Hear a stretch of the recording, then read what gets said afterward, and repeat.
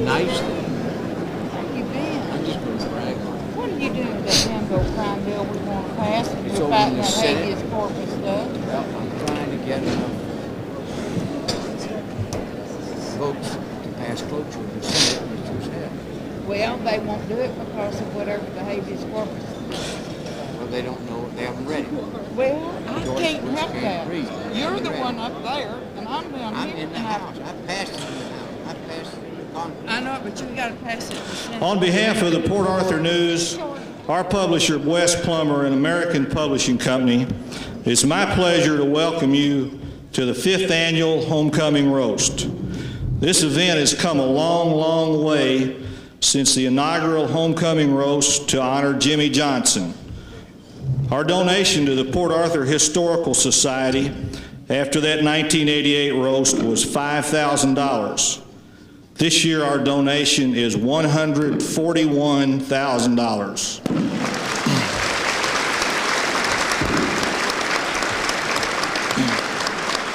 We thank every one of you for supporting the roast and helping make that possible. And mainly, we thank the lady sitting on my right. Governor, you took us to another level, and we really appreciate it. You're welcome.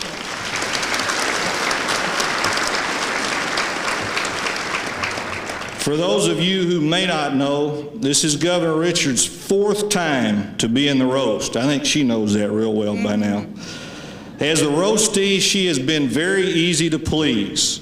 All she said was, "I'd like to have a clean roast." And Governor, I want you to know, to ensure that, I told Paul McGuire, Joe Jamail, and Don Rickles the roast was May the 8th. They'll all be here next Friday night. Perfect. For those of you who may not have heard it yet, there was big news made here in Port Arthur earlier tonight. Governor Richards, in a press conference, announced she is endorsing Governor Clinton for president.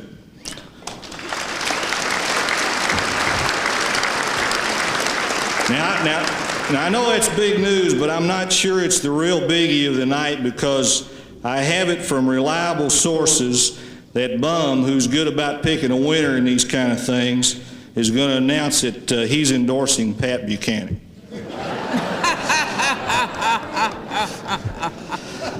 Okay, at this point in the program, I was going to bring up Father Donahue to do the invocation, but we're going to have to change the schedule a little bit. Governor Clinton is going to have to be on national TV tonight after President Bush's address, so he is going to be moved up. He's going to give his remarks first. The worst part about that, Governor Clinton, is you're not going to be here to hear what all these other roasters have to say about you, but we'll see you get a tape of this roast. We're going to say it anyway. We're going to say it anyway. We're going to, just like Dan Rather. By the way, I guess I should point out to you, if you haven't noticed, this is not Dan Rather sitting here. He hadn't shrunk and gotten heavier all of a sudden. Because of the situation in Los Angeles, CBS News felt that Dan Rather needed to stay in New York. So my good friend and savior, and I mean savior because he bailed me out 2 years ago, Judge Ferris is going to be the master of ceremonies.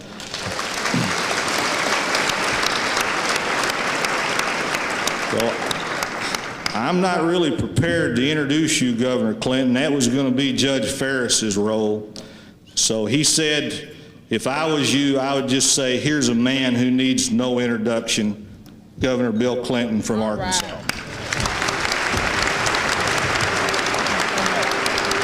Thank you very much. Thank you.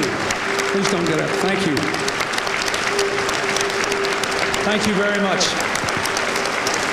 Thank you. Thank you very much.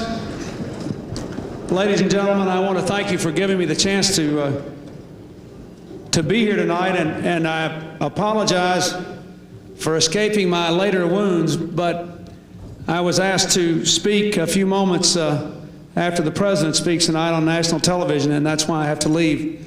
So I hope you'll forgive me. Given the circumstances, I'd rather be here taking my licks with all the people here. I just flew down here tonight from home what Ann Richards affectionately calls that little state up north of here. And I had looked forward to this program because I saw that on the program were 2 coaches, 2 journalists, and 4 politicians. It looked like it was put together by a used car dealers association to feel good. I know some of the people on this program. I know Carl Parker. Carl Parker was the model for the older Elvis stamp. Oh, good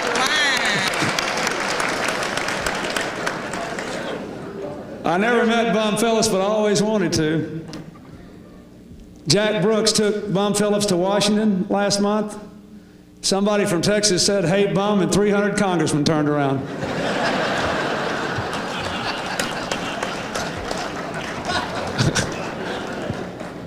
Jack Brooks will never vote for me at the Democratic convention now. I told Molly Ivins I was disappointed in seeing her here tonight because I had planned to lift a lot of lines out of her book, but now I'll have to use my own material. You know what Molly does, don't you? She's in the business of making politicians look silly. I've devoted my campaign to trying to eliminate the need for a middleman to do that. I want to say one special word of thanks to Billy Tubbs because he's the only coach in America that's in running to be the chairman of the Democratic National Committee. He's had great basketball teams and not yet won a national championship. We never win the presidency, so we're going to turn the party over to him. I want to say a serious word, if I might, about Lena Guerrero and Ann Richards. It seems to me that they're the Thelma and Louise of Texas politics.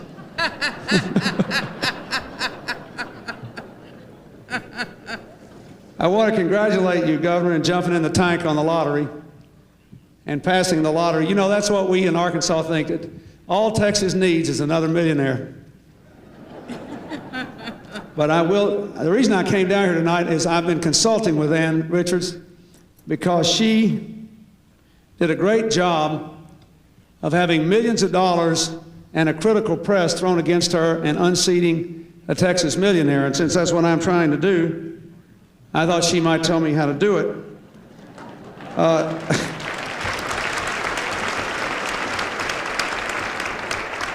You know what she told me? Give short speeches and don't inhale.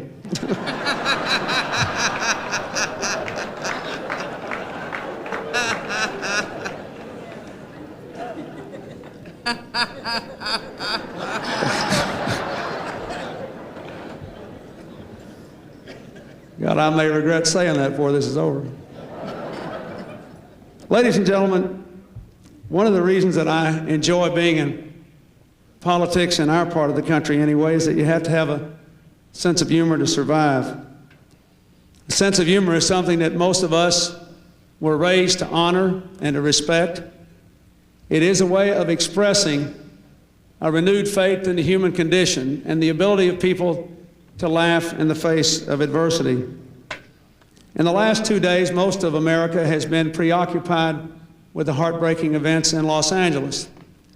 And today, I think America's spirits were lifted when Rodney King himself, after the jury verdict, came before the national media and said he never meant for the injustice in his case to unleash violence and looting and killing and burning, and he asked for it to stop. In a few moments, the president will address the nation, and as the leader in the Democratic nomination for president, I have been asked to also speak, not to respond, but to speak. I ask all of you tonight who will stay here to have a lot of laughs in my absence, to make fun of Ann Richards. She deserves it and she earned it. And besides that, if you get too popular as governor, you get to taking yourself seriously and believing your own press clips.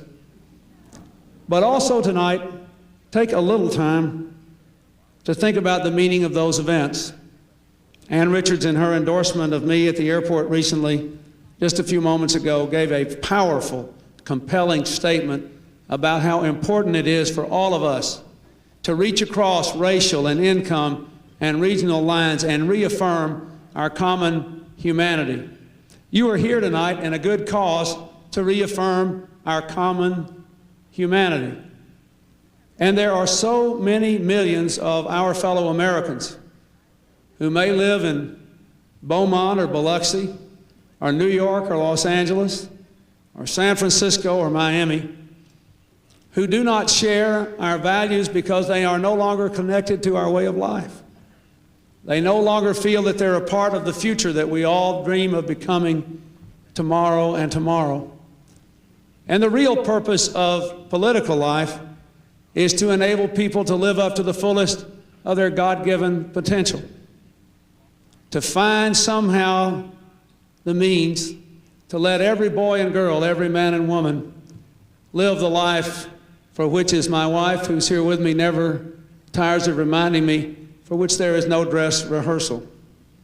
So tonight, as you celebrate the success of your event, pray for the end of the violence in Los Angeles, for the restoration of the common bonds of humanity, and for somehow the ability of this country to reach beyond party and region and race and income and all the things by which we normally define ourselves, to find the simple human essence that is somehow still inside every American and connect them again to the life that we know as the American dream. We must do no less if we want our country to be what it ought to be.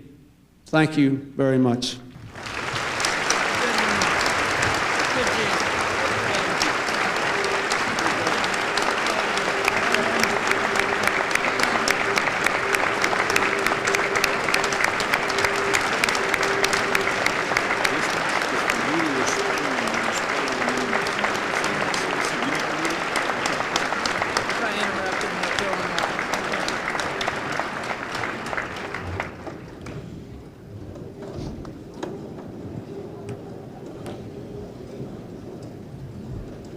We ought to put somebody up here to eat his dinner.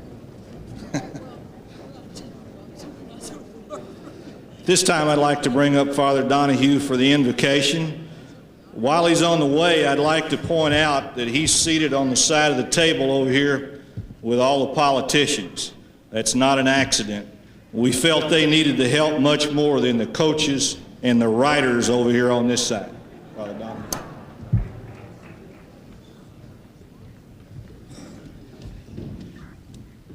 It's rather neat that only God could follow Bill Clinton. That's rather, because oftentimes we say, you know, boy, that's a hard act to follow, but Almighty God, we hope that you will be able to follow it. And so let us raise our head in prayer.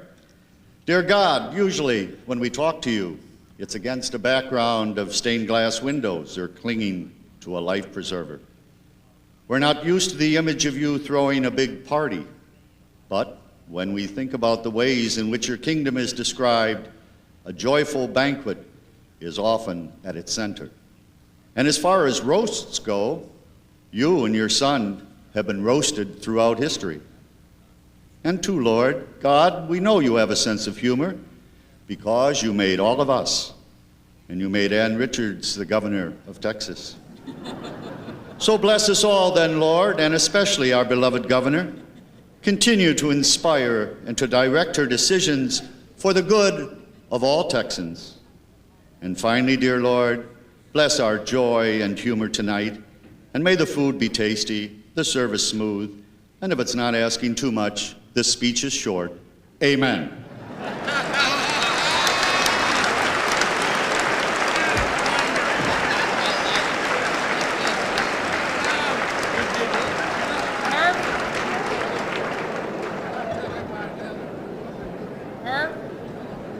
They did. They did. No, just cut that. Okay, everybody enjoy your meal. We need the lights turned up, please.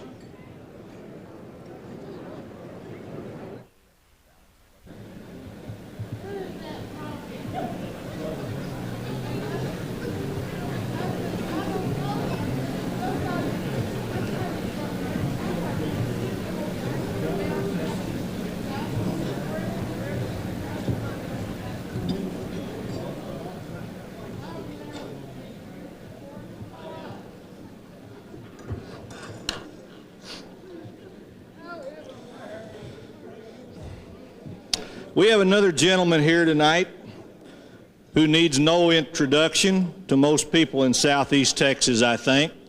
He has not come here as a roaster. He's come to make a special presentation to Governor Richards. Congressman Jack Brooks.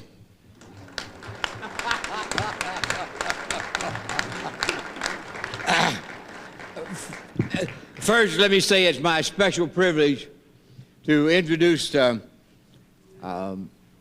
beautiful and talented wife and mother, a distinguished and able lawyer, a very courageous and superb politician. Really, it's the best thing Bill Clinton ever did, was to marry Hillary Clinton. All right. She was right here. She's wandering around talking to people right now, doing the Lord's work, I'm sure. And now let me say it's my great honor and privilege to present these beautiful Texas roses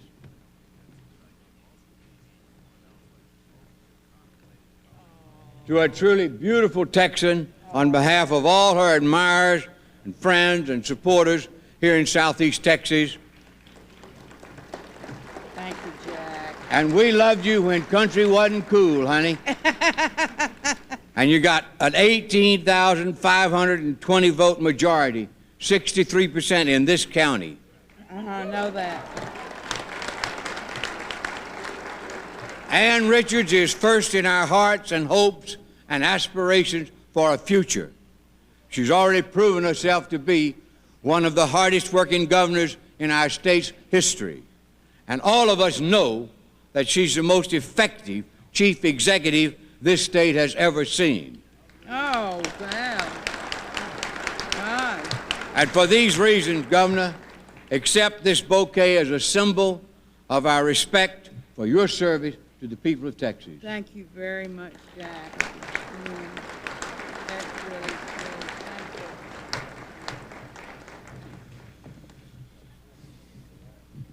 Tied in with Governor Richards' appearance here tonight are some young ladies who won scholarships and the right to attend this dinner tonight. We're going to need to get the lights up a little bit because I'm going to recognize these young ladies, and I think they're sitting back here to the left. Each one of them, they were judged winners on essays they wrote in their high school, and they receive a $1,000 scholarship and a ticket to the dinner tonight. So I want to recognize these young ladies. If you'd hold your applause, and then we'll applaud all. There's 4 of them to introduce. Susan Conwell from Port Neches Groves High School. She will attend Lamar University and UTMB in Galveston. Her career goal is to be a surgeon. Mary Motley, Lincoln High School. She will attend Lamar University. Her goal is to help people less fortunate than her. Angeline Faith Price, Nederland High School. She will attend Texas A&M. Her goal is to obtain a degree in psychology, then attend law school. As an attorney, she plans to specialize in cases dealing with abused children. Tiffany Taylor, Lincoln High School. She will attend Texas A&M. Her goal is to be a chemical engineer. And we had a 5th winner, and she was not able to attend tonight. Linda Tran from Thomas Jefferson High School. She will attend Texas A&M. Her goal is to obtain a doctorate degree in corporate and international business administration. Let's have a nice hand for these young ladies.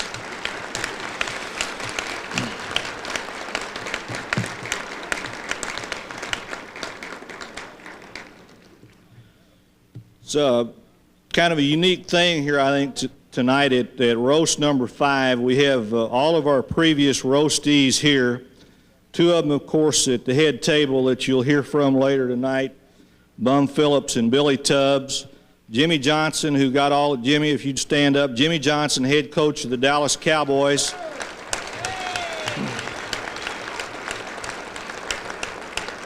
Jimmy was the guy that helped us get all of this started. We didn't know what we had then, Jimmy, but it's really developed into something great, kind of like you're doing with the Cowboys.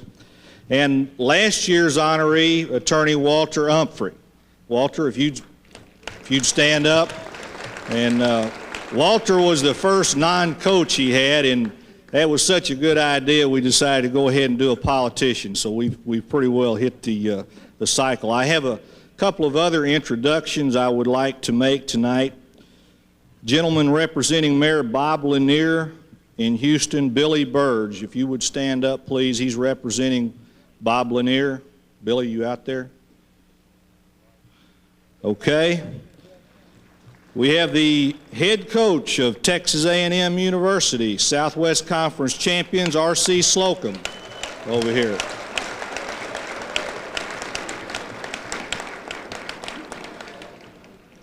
And the other JJ from the Dallas Cowboys, Jerry Jones, owner of the Dallas Cowboys. Appreciate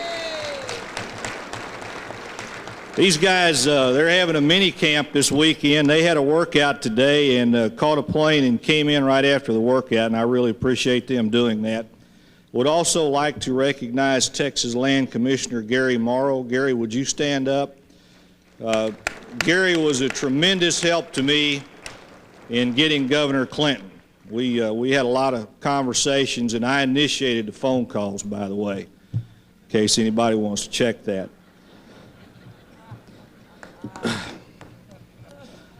Okay, if Sam Monroe would come up now, we have an annual thing we do here, unveiling a bust of our honoree. While we handled it delicately in the program, Governor. I don't know if you read that or not, but we were very, very delicate with that. Before Sam takes over here, I have a couple of people that I really need to thank. This is a huge job putting this thing on, and we have a very small committee. Sam is one of them. Carol Womack in Sam's office at Lamar Port Arthur. We couldn't put this on without Carol. Carol, I know you're out there. If we could have some lights again and let Carol stand up. We need to keep those lights up a little bit. And then I always have to introduce Richard Marler because he's the head football coach at Stephen F. Austin, and he goes around telling everybody that he tells me what to do to make this thing work. And Richard does help. He has helped from time to time. Seriously, he is a big help. And Richard, if you'd stand up, your input has been invaluable. And all those people at that table need to know that Richard has sponsored the table. He took care of everybody there. And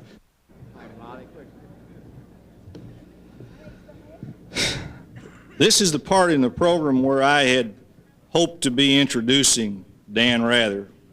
Judge, I'm not disappointed to be introducing you, but I had hoped to be introducing Dan Rather. He is, as a guy in the journalism profession, he's a fellow that really impresses me with what he does. A situation out of his control prevented him from being here tonight. He was nice enough to make a tape, send it down to the CBS affiliate here, KFDM. They delivered it over here, and we're going to hear from Dan Rather right now. If we could get that spotlight off, get the lights down, and get the tape up and ready to go.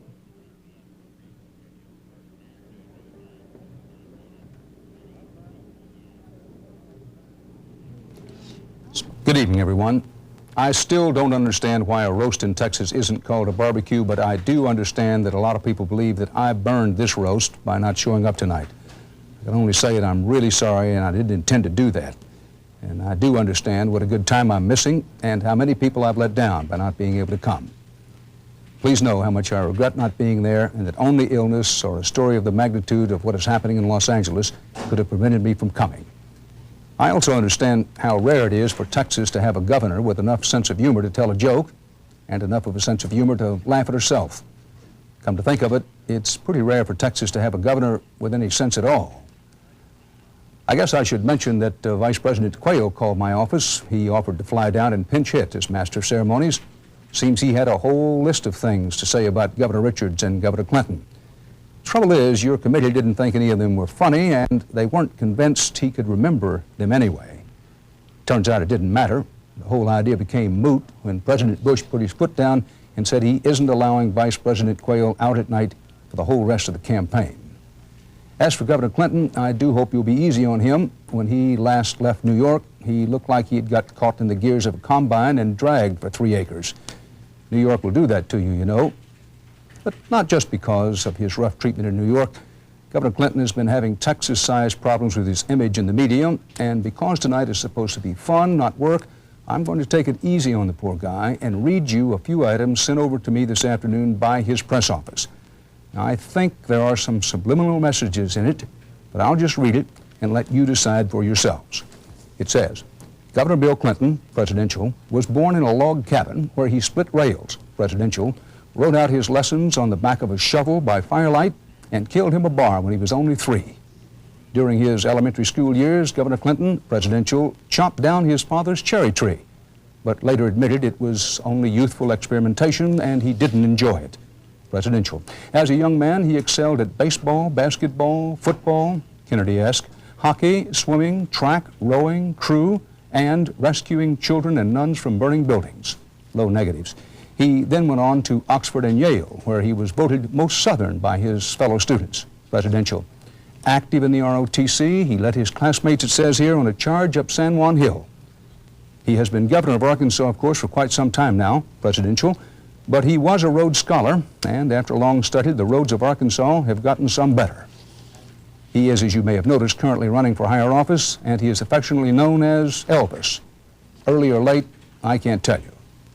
Now, please give my regards to Bum Phillips, the pride of Needle Inn and Port Neches. We all know that if he had one more Earl Campbell or one less Bud Adams, he'd still be coaching and wouldn't have to lower himself to associating with people in broadcasting booths. Also, please give my condolences to Billy Tubbs. Poor man has had to coach basketball and live in Oklahoma. As for Alina Guerrero, about all I know about the lady is that she has a degree in broadcasting, which of course makes her highly qualified to be Texas Railroad Commissioner. She assures us we will one day be able to take a train from Dallas to Houston and arrive in under 2 hours. We'll be able to go from Port Arthur to Orange and arrive before we depart. We'll even be able to go to Port Charles, but I wouldn't recommend it. Congratulations, of course, to Molly Ivins. She's now doing for the Fort Worth Star-Telegram what she did for the Dallas Times-Herald. I don't mean helping to drive it out of business. I just mean writing a column for it. Yes, I know some people think those are one and the same, but I'm not among them. And I'll tell you why. Molly laughs at some of my stories. Got a new one for you, Molly. Lady called the New York Times the other day, said her husband had died, and she wanted to put in one of those paid obituaries. Man on the phone told her, it's $100 for every 6 words, ma'am. She said, that's all right, just print, Henry has gone. There was a pause. That's all, ma'am? Henry is gone? Right, she said, just print that. Man at the paper said, well, you know, you could say a little more. That, after all, is only 3 words, and you're going to have to pay $100 regardless. The woman thought, then said, oh, all right, then make it read, Henry has gone, Buick for sale. We all know certainly that Carl Parker is not for sale. He believes in giving things away. For example, I know for a fact that Senator Parker wanted to announce a new Robin Hood plan this evening. He was going to ask all of you to give him your dessert, but they decided that would be bad for his constitution, so Governor Richards will be holding a special session right after this dinner. Come and bring your leftovers. By the way, in our damning with faint praise department, Senator Parker rates high, top 10, for effective lawmakers in Texas. Now, I believe that's something like consistently rating in the top 10 for network evening news anchors. So, as one of your admirers, Senators, I'm not sure I would go around bragging about that quite so much. You know, folks, it's been said of former Texas coach Darrell Royal that he put up and then shut up. As you know, anchormen almost never show up, much less put up, and never, ever shut up. But I'm so humiliated by not being able to deliver for old Bob West and my friends at Channel 6 tonight that I am, for once, now going to shut up. The headlines tonight are serious, so while I get back to work trying to take care of them from here in kind, gentle, courteous New York City, I hope you all for a couple of hours can forget the headlines, concentrate on the punchlines, and have a terrific evening.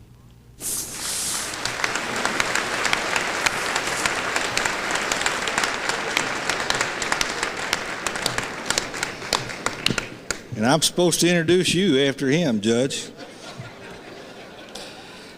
Tell you, this guy bailed me out 2 years ago. He's going to bail me out again tonight. He will be funny, I can assure you. He does this very well. He may not be Dan Rather, but he is Judge Ferris. When his handicap's just right, we do real well on the golf course together. Thank you, Judge Ferris. Thank you, Bob. Thank you, Bob. To my ex-friend, Bob West, I can tell you one thing. You put on another one of these suckers next year, I'm going to be long gone. You ain't going to find my little fat duff around nowhere. I'm just telling you one thing. I'm just glad, and I kind of know exactly how y'all feel. Now, I can't believe you introduced me after that. And I know what y'all thinking. I know you'd rather have rather here tonight. And to tell you the truth, I had rather have rather. But sometimes we don't get our rathers. So rather than have rather, you have me. To have rather had his rathers, he'd rather be here rather than in New York. But rathers don't count. CBS News said they'd rather have rather back at CBS rather than in Port Arthur, and they get their rathers. And if Rather knows what is good for him, he had better get his rather straight, so Rather is in New York rather than in Port Arthur. I thought that sucker up last night at 2 o'clock. I couldn't hardly wait to use that thing.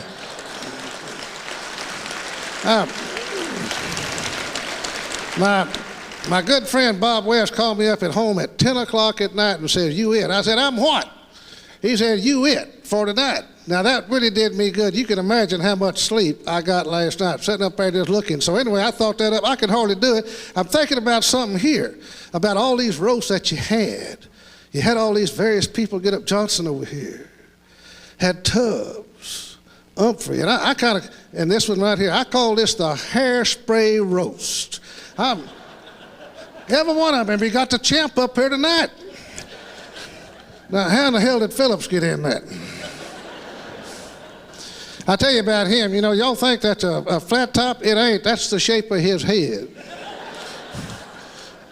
He got that while he was an assistant coach at A&M. They had this place kicker that kicked funny ways, and the coach said, "Coach, go out there and try to see what he can do with this." Well, the kid wasn't too sharp. He goes out there and he said, "Okay, son, I want you to listen to me to follow everything I tell you to do." "Yes, sir, Coach, yes, sir. I'm going to take this ball, and I'm going to put it on the ground. And when I nod my head, I want you to kick it."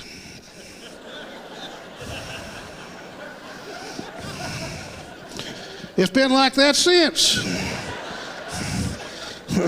Now, tonight, I think we're in for a real interesting evening, because I'm going to tell you what, I'm a little steamed, Governor. I've been here this thing for the last 3 years, and the only thing you talked about was these good old boys. Tonight, we're going to talk about the good old girls. Now, let me just kind of put this up now. These good old girls out there, just like this thing, let me just kind of talk to you about some of these things, these good old girls. Now, a lot of people get up there and ask me, say, "How in the world do you get in such a good mood every time?" Very simple. I don't tell this to everybody tonight. I'm letting it out. Y'all might not have seen me. I got out and worked the crowd a little bit, and I got to visit with you because I asked myself this question. Somebody out there has on ragged underwear. And I went around and done figured it out. But don't get excited. We're not going to have a test. And it definitely is not one of you good old girls. That's not. And let me tell you why. How many of you ladies out here live here in the Civic Center in Port Arthur? Raise your hand. Raise your hand. You see, there is not one of you here that lives here. And there is also, I don't know what it is about this preoccupation with you ladies with ladies' underwear, but there is not a one of you ladies, good old girls, that wasn't taught from the age of 7 that when you go out at night, be sure and put on good, clean underwear, because you may get in a what, ladies? Wreck. There you go. May get in an accident. That's right. And have to go to the where? Hospital. Isn't it amazing? Isn't that amazing? That's right. And I tell you one thing, there's not a one of you ladies out there that hadn't passed it down to yours. Now, how did I know that? My wife, Ellerine, true story, was in a wreck here not long ago. I went to the hospital, had a little gash on there, so help me. She called her mama. She said, Mom, we had an accident. We're at the hospital. So help me. She did not inquire about my health. She could have cared less about her daughter's health. She wanted to know one thing.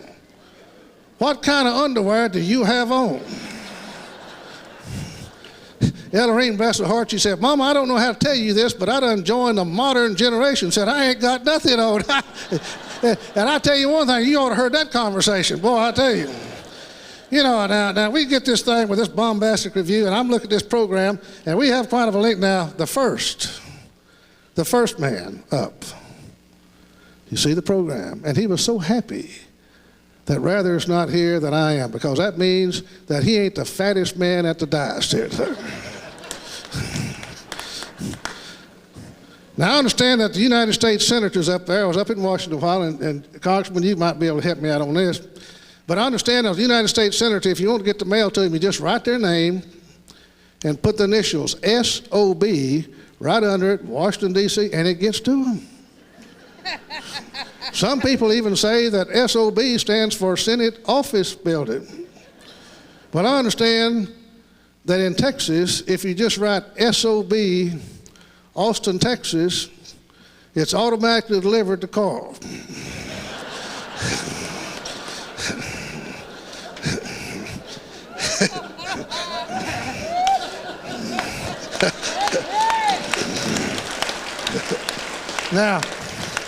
Now, Senator Parker's known for his oratory. Not long ago, he was talking to his fellow senator down there, and he just happened to be a Republican, and he says, that low-down skunk deserves to be kicked by a jackass, and I'm just the one to do it. So let me just kind of say this. People say Carl is outspoken, but by whom? Ladies and gentlemen, State Senator Carl Parker. Carl.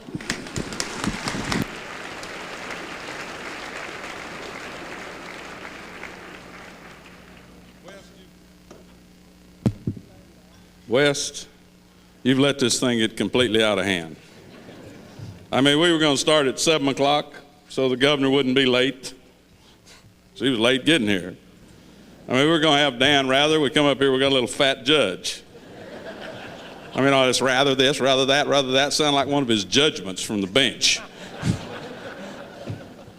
I have an announcement to make. Marler, Coach Marler here, has given a great deal to this community and to this roast. And as a matter of fact, I have a note here.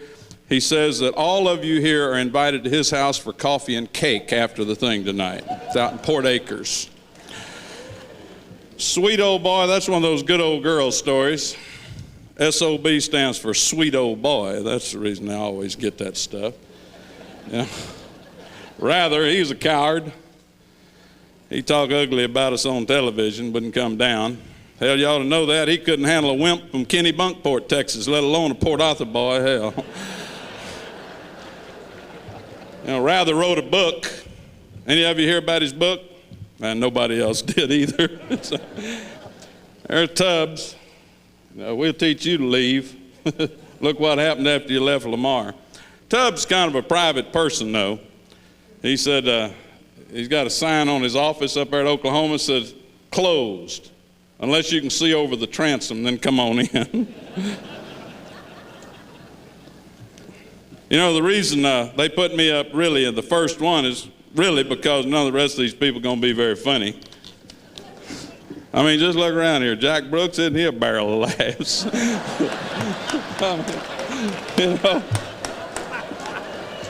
there's old bum, what's his name down here? You know, your radio man. He got in radio after he went to the Dizzy Dean School of Elocution. Only people laugh, those of you old as me. Molly Ivins down there, she is a satirical writer. You know what a satirical writer is, don't you?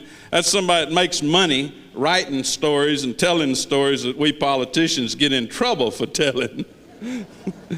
I mean, I'm going to reveal tonight, because she's picked on me some, she deserves this. It's a little known fact that I have become her voice coach. I mean, when she first came to the legislature, she was one of these top draw, highly educated sophisticates, you know. looking down her nose at all us Texans. Well, now, since she's been writing stories and books ridiculing us Texans, she gets all these tours to Boston and around. And have you seen her on television now? Y'all just ought to come down to Texas and see us now. And I mean, just grit's dripping off of it, you know. I taught her all that. That is true, Barry. The statue does not have enough hairspray. There's little Lena Guerrera down there. When she grows up, she wants to be just like Ann Richards, she told me. Matter of fact, she's already started investing in hairspray companies. I had a couple of wires that I need to read to you, Ann, and a couple of presentations to make.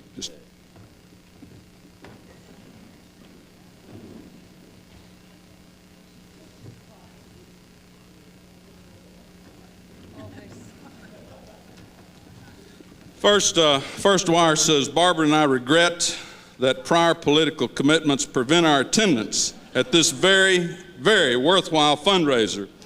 Although we have differed with you politically, Barbara and I have always admired you. Sincerely, George and Barbara Boudreaux, Port Neches, Texas.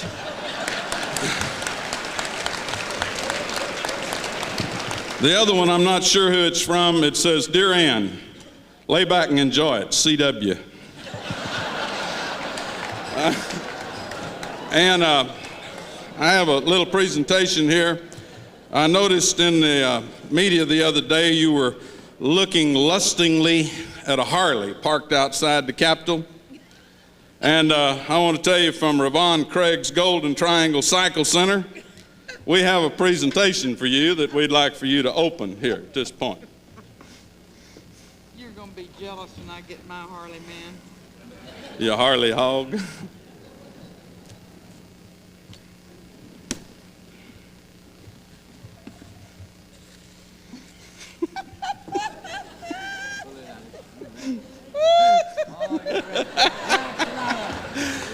It is a designer Harley jacket. Now, just so you won't think that your Hollywood friends have forgotten you, they also heard about your desire about the Harley. Yeah. And I have here from your friend Cher a gift certificate for a tattoo.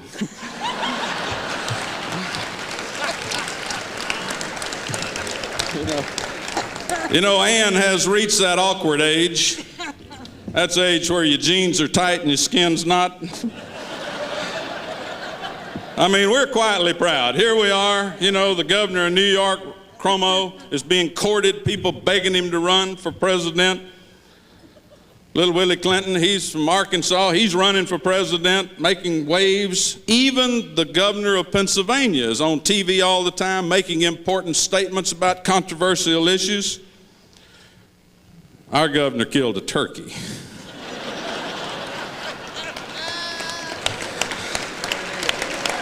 I mean,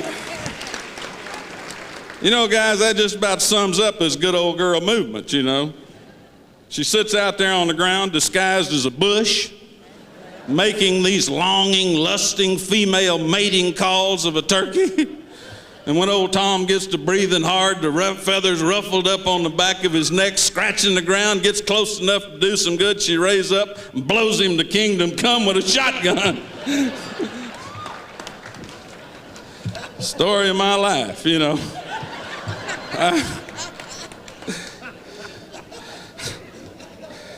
I don't have a beard on my chest either.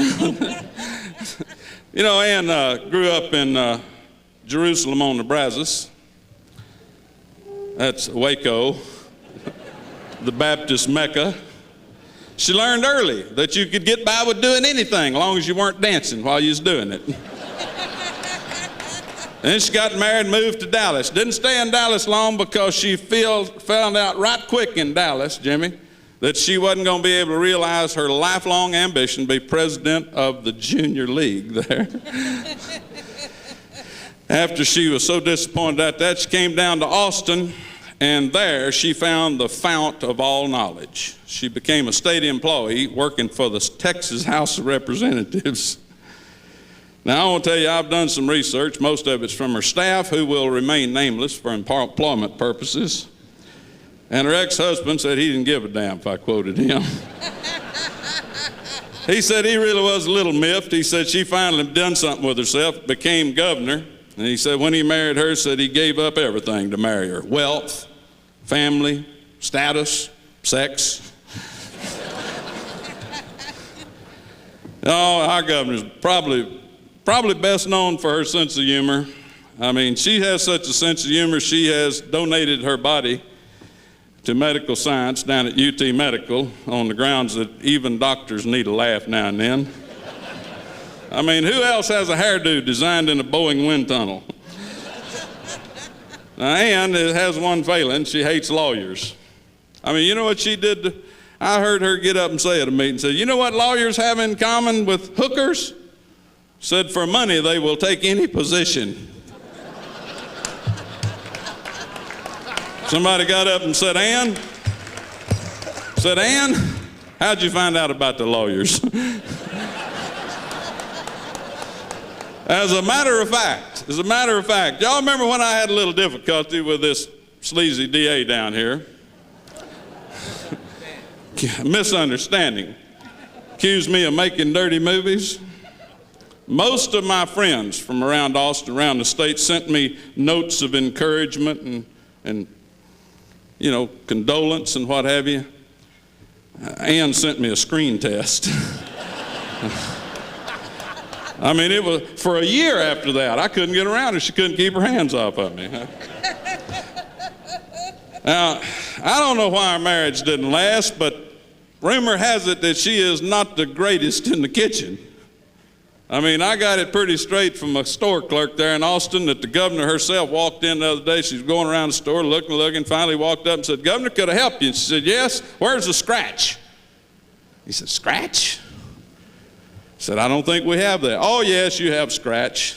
He said, scratch? I said, yes. Said, my mother. Said, I love my mother's biscuits, and she told me she always made them from scratch. Staff tells me that she is a woman of few words. She repeats them, though, over and over and over and over.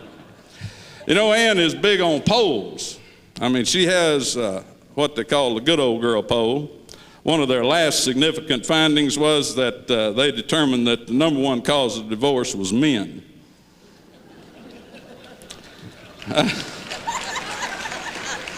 Easy. Wasn't that funny?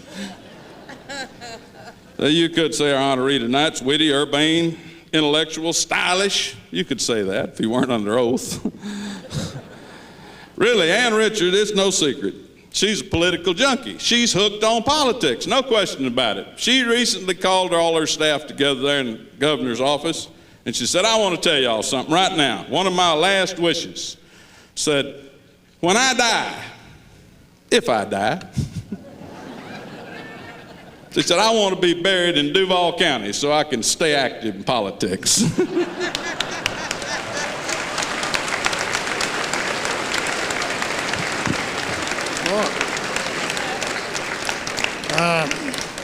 Thank you, Carl. I tell you what, you kind of had us all worried there for a minute when you got up to go get something. A whole bunch of us were afraid you were going to get your guitar and sing. But that was good, Carl. I want you to know I could have listened to you all night and thought I was.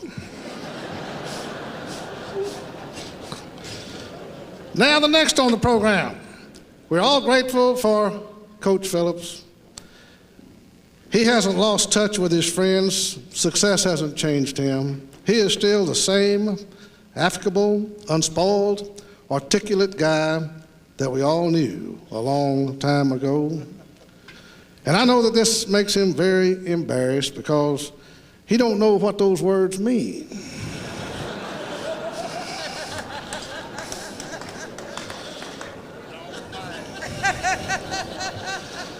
Coach Phillips, not long ago, was having a round of beer with old Earl Campbell, some of his old buddies down there, and they were kind of having a good time. And I tell you what, now, excuse me, Coach Johnson and Jerry, but this is just true story. All my stories are true. He got up there, and there's one guy thought he was going to get in good with him, so they saw a bum over there. And he says, listen, on this thing, said they got it, the Dallas Cowboys are a bunch of horses' asses. And old Bum looked at him like that. He got over there and he grabbed that guy. He pulled it up and he said, listen, buddy, around these parts, them fighting words. The old fellow said, I'm sorry, Coach, sorry. He said, I didn't realize this is cowboy country. Old Bum said, it ain't, brother. It's horse country.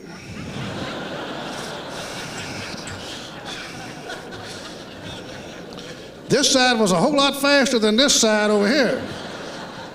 Y'all sure you're getting it all back there? Ladies and gentlemen, Coach Bum Phillips. Coach.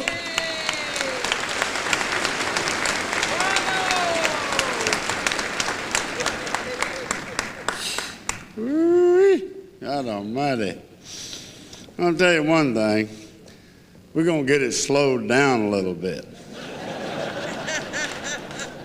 I mean, all these people, yap, yap, yap, yap, yap, yap, yap, yap. I'll tell you, it's hell to get old, you know it? Everything that works hurts. And everything that don't hurt don't work.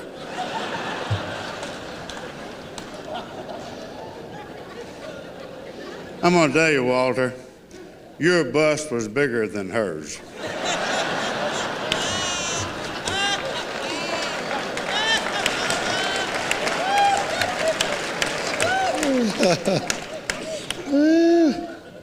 And, I guess I should have expected it. Bob West told me he was going to invite a bunch of famous people.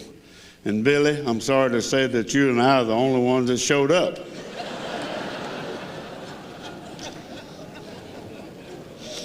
I guess it's kind of us against them, you know? Take no prisoners type stuff. Of course, in Texas, you don't take no prisoners because they got no place to put them.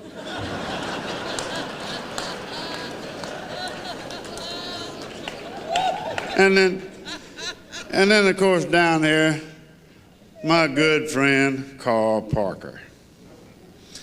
I saw him at the cocktail party before we started.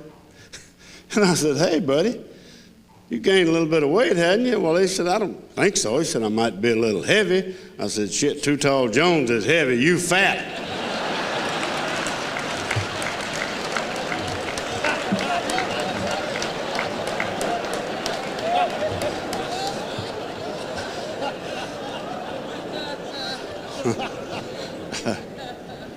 But I'm proud to say that they have just now named a building after him at Lamar University. And I bet you're proud of that. Now, that's two big sumbitches with a name Carl Parker.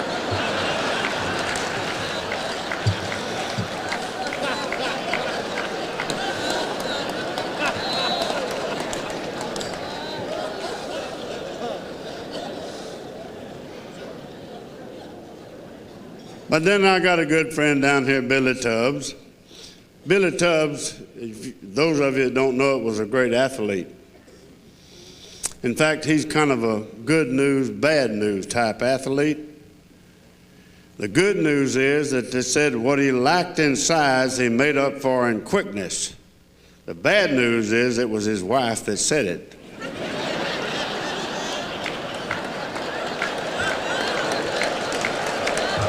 Did it hurt you, baby?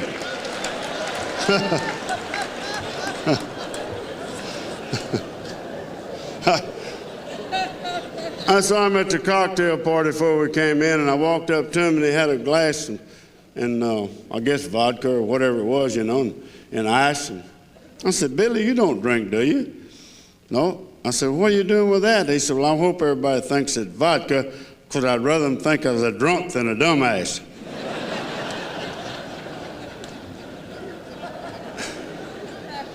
This old Texan died and went to heaven. He's a basketball coach, unfortunately. And he gets up there, and of course, St. Peter right away grabs him and says, well, I'll tell you what now. He said, I know y'all got great basketball in Oklahoma and Texas, but he said, I'm going to show you what we got in heaven. I'm going to take you to a basketball game night. Can you go? He said, yeah. So he goes out there, and they get to the basketball game, and they're playing the game, you know, and the Texan looks at him. He said, St. Peter, he said, I don't understand this. He said, what's the HP, LP, PG? He said, I'm used to numbers on their jerseys. And this guy said, St. Peter said, well, I'll tell you what. He said, that's high post, low post, and point guard. Oh, he said, I understand all that. So they go ahead and they play a little while. And finally he says, hey, St. Peter said, what's the BT? St. Peter said, I'll tell you at the half. So at the half, they go get them a Coke and a hot dog, you know, and they get down there, and the guy asked St. Peter, said, what does the BT stand for? And St. Peter looks all around, makes sure nobody's listening. He said, I'll tell you what. He said, that's God, and he thinks he's Billy Tubbs.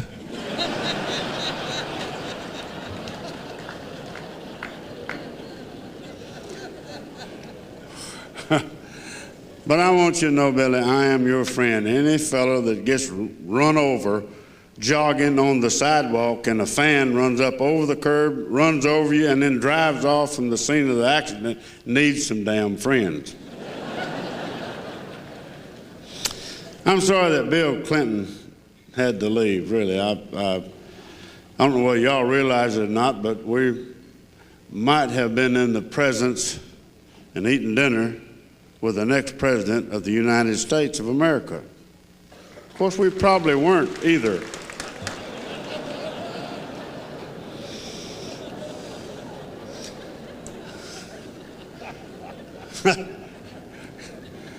I hate to put it this way, Jerry, but you hate to say anything bad about a guy from Arkansas, because being from Arkansas is about as bad as you can get.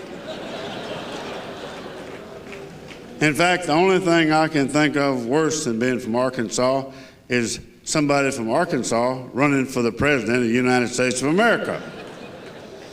And even worse than that, he might get it. Can y'all see it now?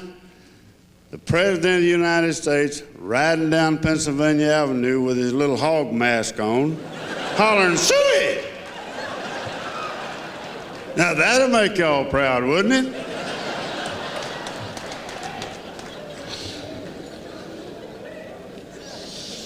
I'll tell you one thing, though, you won't have to worry about, if he were here, he wouldn't have to worry about Ann Richards ever being any problem for him.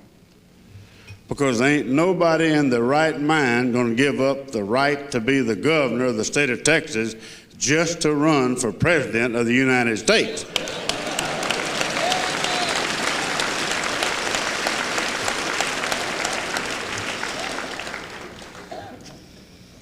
And so far, I haven't said anything bad about the governor. So if I say something that offends you, I'm damn proud of it. When I was young, I wanted to be the governor, really. I had all the qualifications. I drank, I gambled, I chased women. And that's damn sure qualification to be governor. But then my mom made me go to school and I was overqualified. Of course, I want you to know Governor Richards knows and understands that money can't buy happiness, so she charges it. In fact, we've got a woman governor now, and they tell me the next thing we're going to have is women playing football. But I don't believe that, because I don't believe you could ever get 45 women to go out in front of 125,000 people dressed just alike.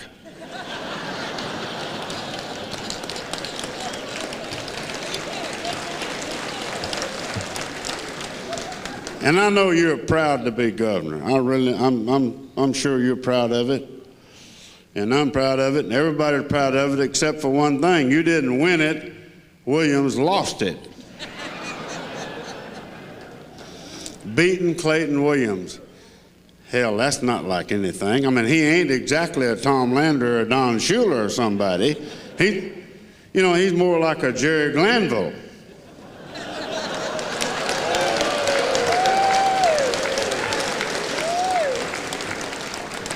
In fact, if all I'd had to coach against was the Clayton Williamses of the world, I'd have kicked that damn door in a long time ago. Y'all, I'm sure y'all know this. You educated people know about Sir William Gilbert, the English playwright, back in the teens, died about 1919. He wrote one time that every joke that is possible has long ago been told. He didn't meet Ann Richards. I tell you, the roasts and things are great. They're an opportunity to make fun and have fun with people, and I know that's what they're all about.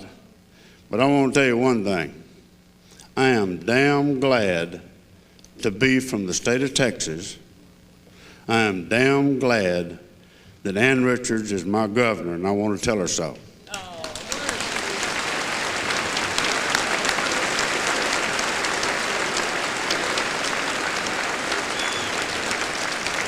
And you better be damn glad that Mr. Perot decided to go for the second highest political office in the United States. Thank you. Well, that was nice, Bob. That didn't come too bad. Wasn't he the secretary for your opponent at one time? I just want you to know, I think that was pretty good. And I think, Coach, I did lift one thing out. You know, Bum's wife told a friend the other day that after 40 years of marriage, she said our sex life is just like the Super Bowl. Friend said, oh, you mean the noise, the excitement, the fun? Said, no, it just happens once a year.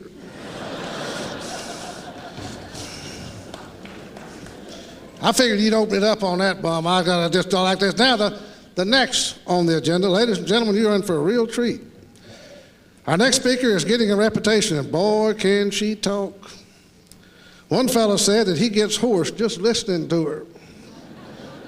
She also does a great imitation of Teddy Roosevelt. She goes from store to store yelling, charge, charge, charge, and people love going with her on an automobile.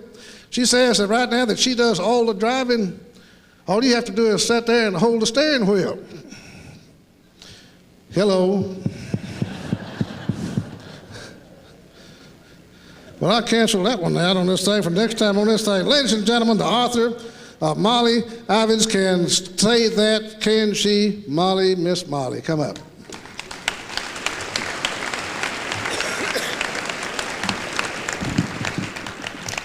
Gosh, thanks, Judge. Of all the introductions I've ever had, that was the most recent.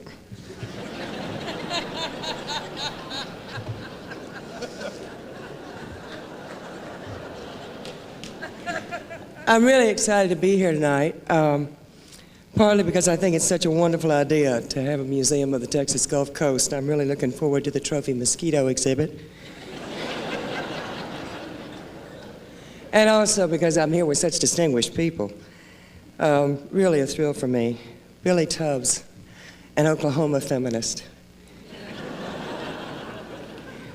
Carl Parker, Mr. Suave of the Texas Senate. Keep in mind that those indictments were only for sporting offenses.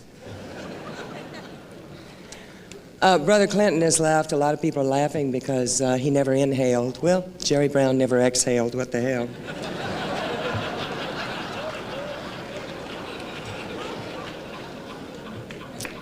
Of course, we're here to salute Ann Richards. I've known Ann Richards since both Ann and Exxon were still humble.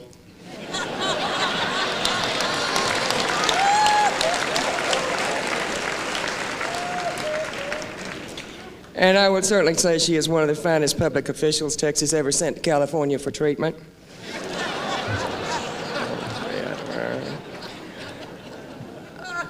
Sometimes people ask me what she was like in the old days, just like she is now.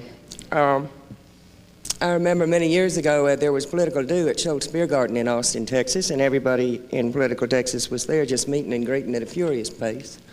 About halfway through the evening, a little group of us got the tired feet and went to lean our butts on a table against the back wall of Schultz Beer Garden, kind of like birds in a row. Bob Bullock, who was then the state comptroller, myself, a black guy named Charlie Miles, who was then the head of Bob's personnel department, the reason Bob always had such a good record in minority hiring, and Ms. Ann Richards, then utterly obscure, a mere county commissioner. And Bullock, having spent 30 years in Texas politics, knows every sorry, no-good sumbitch in the entire state. And some dreadful racist judge from East Texas came up to him, "Bob, my boy, how are you?" The two of them commenced to clap one another on the back and have a big greeting. And Bullock said, "Judge, I want you to meet my friends. This is Molly Ivins with the Texas Observer." And the judge peered up at me and said, "How are you, little lady?" And Bob said, "This is Charles Miles, the head of my personnel department." Charlie put out his hand, and the judge got an expression on his face as though he had just stepped into a fresh cow pie.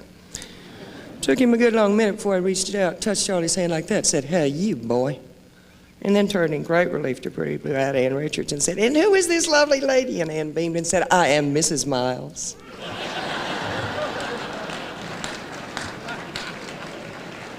Good story.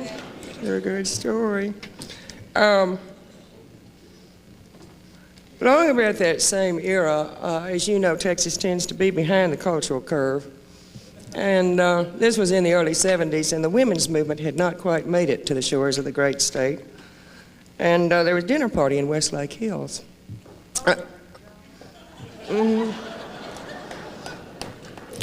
And our friend Tony Corioth, who is a wonderful man but a terrible sexist, got to talking about how driving home from work that evening, he passed a young lady on the street who had the most remarkable set of jugs he, Tony Corioth, had ever witnessed in all his long years of jug watching. And he described in great detail how they wiggled and jiggled and bounced and jounced. And indeed, the whole sight had been so fascinating to Tony that he drove around the block, took a second gander, and again described how they wiggled and jiggled and bounced and jounced. And you women will remember that in those days we had a wonderful social skill when men introduced topics like that in the conversation. We would gaze off into the middle distance, pretending not to be there. And all the women at the table were gazing off in the middle distance, pretending not to be there, when suddenly Ann Richards said in clarion tones, "Well, girls, have you seen any good dicks lately?"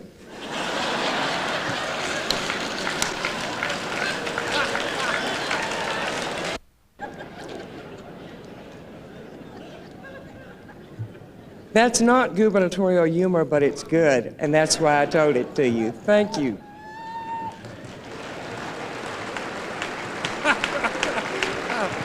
All right. I tell you one thing, Molly, I wish you'd been up here first. I edited out a good story about Parker and Phillips. I wish I could stick those suckers back in there. I tell you, that was good.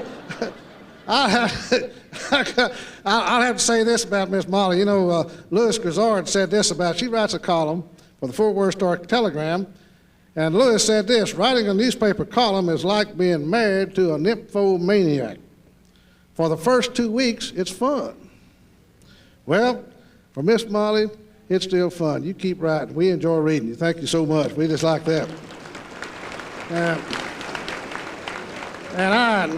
if y'all going down this bombastic review, you'd see who is next on the program. Native son, Billy Tubbs. Now watch Tubbs tonight. He's going to fake being humble. But I'll tell you one thing about Billy Tubbs. You see, he kind of, you know, he brought his wife. Where's Pat? Pat is here. Pat, it's good to see. I saw you a little bit early. You know, I got to thinking about that. That's a terrible name for a woman, Pat. For instance, she can't ever wear it on front of a sweater. This side's still real slow over here. You saw that thing? I'm trying to keep this thing going. Billy Tubbs, what he did for jogging, what Nixon did for tape recorders. Tubbs lived down here in the Golden Triangle for many years, and down here it's called the Bible Belt. People would say, and he heard this down here, "Stand up for Jesus." He said, what a contrast when he went to Norman, all he heard was, "Sit down for Christ's sake." One reason he stayed around so long is that he never extended any energies resisting temptation. And one thing about Billy, he goes up to Norman, he knew when he was a success, getting better. He knew it because when people waved, he could see all 5 fingers. Ladies and gentlemen, Billy Tubbs. Billy.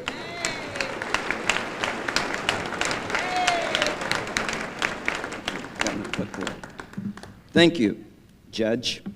I'll repeat this. I'm sure it's been repeated a lot of times, but you know what you call a lawyer with an IQ of 60? Judge. Or Your Honor, either one. It's great to be here tonight. Like you're supposed to say in a lot of roasts, and like you said at my roast, I don't know what I'm doing here tonight. I don't really know a lot of people at the head table. I noticed Bum roasted me instead of everybody else. Coaches don't know any of these people. You know, we don't know politicians. We're out there coaching all the time. And you know, I tried to call all over the world trying to find out something to say about Ann. And it's really tough to come in and try to roast somebody like Ann Richards, a great lady. And, you know, I always thought, they said, I could honor her, but could I roast her? Could I say bad things about a lady? It's hard for me to do because my mama always taught me to respect leadership and my elders.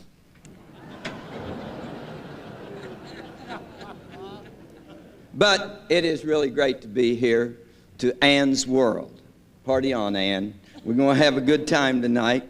Great to be here, and I have to tell you, I did call a lot of people trying to find out what to say at this roast, and I called the governor of Oklahoma. Hell, we do have a governor, like Arkansas and like Texas. He's not running for anything, but he's doing a good job, and I called his office and said, I have to roast Ann Richards. Could you give me some information? Well, Ann, first I had to explain to them who Ann Richards was.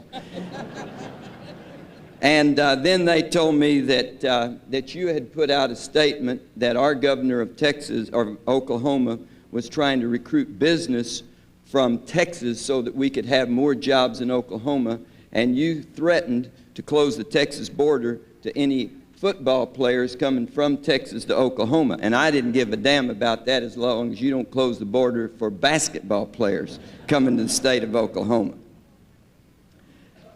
Governor Walters, by the way, did say that when he found out who you was and everything, he wants to extend to you an honorary membership to the state of Oklahoma, make you an honorary Okie. And in fact, at this moment, as I speak, the letter's in the mail coming this way. But the legislature found out about it this afternoon and they put a stop on the mail. Now, let's talk a little bit about politics, and I'll go back to Judge. We were talking about good old girls, good old boys, and I sat here being roasted by Ann. Bum sat here, and I was at that roast, and all we heard about was good old boys. Now, I like Judge's idea of good old girls because we got a bunch of good old girls, and you're a good old girl now. You've been out. I get down here in the Beaumont paper is you with the Tom Turkey across your back. And you've been out shooting guns, you've been out hanging out hunting, you've been going fishing, you've been doing all the things that good old boys do. And I think that's neat now that we have good old girls in politics. And as I look around, see more and more women in politics. And you know, I found out the other day, I see some confusion there. And you know how you can tell a confused lady politician? She has a tampon behind her ear and she can't find her pencil.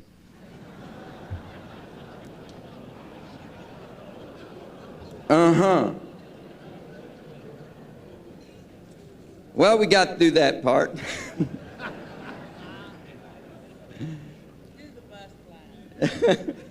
Now, you know, I kind of think that being a politician must be somewhat like coaching, and that's all Bum and I can relate to anyway. This is the first time I ever brought a clipboard up here because I saw Ann always do that at our roast. And you know, coaching is a lot like being a politician, and I want to give you a little coaching advice. Since you're the head coach of the state of Texas, you are the head coach, and you've just been, you know, you're just really getting into the thing. You've only been into it for a few years, and I want to relate coaching to politics and tell you how it's going to go. First, you're in the honeymoon stage. Jack and Carl got up here and said, what a great job that you're doing, and I'm sure you are doing a good job. And when you're first in a new job, everybody tells you exactly what you're doing right and how great it is. So you're going through that stage of the thing, and I think that's really nice. So we're into that now. Then you go out and you do a really good job, and in coaching, you win a lot of games. And they say, boy, you know, you're really doing a good job. But it won't take but about 2 or 3 years for everybody to find out something to bitch about. In coaching, I won a lot of games, and they started bitching about my schedule. They said, you know, hell, you ain't playing anybody. They wanted us at Oklahoma to play Duke or somebody like that every minute. We got to play Duke or UCLA or we ain't playing nobody. And the word is in Texas that you ain't beat nobody yet. For a state office or for a big office, when you beat Clady Boy, that was like me beating St. Mary's of the Plains. So you haven't really done anything yet. You know, I've always thought when I grew up and got me a real job and got out of college that I might want to go into politics. And I think there's 2 or 3 things that I thought about, and this is really the thing I want to do, so I got me a political advisor. And he said, well, Billy, the first thing that you got to realize is the media is now scrutinizing politicians like they have always scrutinized coaches, that they want to know everything that you've ever done. Now, you think of the bad things that you've done in your life that somebody told you not to do, and then when you tell me that, we'll be able to get ahead of things and put it out and be able to take care of it. What are some things that you've done bad? I said, well, I don't think I've really done anything bad because, as you realize, I'm perfect. But I said, I can remember one thing that, you know, I was told not to chew tobacco, and one time I chewed tobacco, but I want to tell you now I didn't swallow it. And he said, well, one thing they're going to check out is your sex life. He said, how about your sex life? And I said, well, my sex life, I said, I have sex almost every day. And he said, what? At your age, you're having sex almost every day? And I said, yes, almost every day. He said, you're kidding. I said, no, I'm not kidding. I have sex almost every day. Almost on Monday, almost on Tuesday, almost on Wednesday. So, you know, I covered myself there pretty good. And I think really I want to get into politics because, as I said, it's much like coaching, and you win some and you lose a bunch, and there's a certain time that you need to get out. But really, as I said earlier, it's hard to find anything bad to say about a great lady like Ann. I sit right here at this table, and I remember the first time that I met her, she roasted Bum, and we were on the same panel roasting him, and she said that she might run for governor of Texas. I said at that time that I thought she could be the governor of Texas. I thought she was a great lady then, and I still do, and I said I would support her. I want to read something in your program, though, that looks pretty bad, because as I recall, she says on Richards on Billy Tubbs, Bum Phillips endorsed Jack Raines for governor, and he came in 4th in a field of 4. So, Billy, I'm here tonight to ask you nicely if you could see your way clear to endorse Clady Williams. Well, I was for you, Ann, but I endorsed Clady like that really means anything. But I think the thing is strange is, who did you endorse tonight? Well, if that tells you anything, there isn't anybody that's up here that's been roasted yet that supported anybody that's won. So I don't know. I'd call that putting the kiss of death on the guy. Maybe something like that. It's great to be here tonight. I always like to come back to Texas, and I just need a little bit of encouragement to get back here and play golf and visit with good friends and things of that nature. I'm away from Texas now and still have strong holds here, but you're different. And I can say this as kind of a guy that was on the inside looking back into Texas right now, and you're a little bit different people, and I always remember a story that Bum told me at this very roast one time when he said, Billy, do you know the difference in a fairy tale and a Texas tale? Remember that? When we said, no, I said, Bum, what's the difference? And he said, Billy, in a fairy tale it starts like this, once upon a time. And in a Texas tale, it starts like this. You son bitch, you ain't gonna believe this.